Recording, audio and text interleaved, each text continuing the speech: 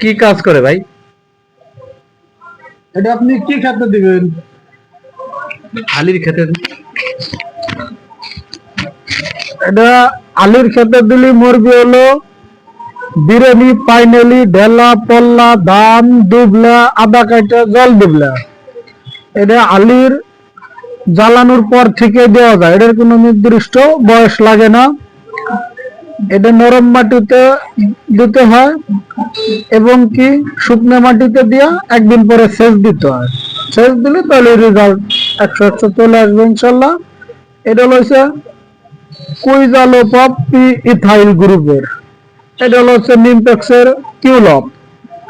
তারপরে যে একটা আছে অ্যাগ্রোলিন বিডির পিকোভার।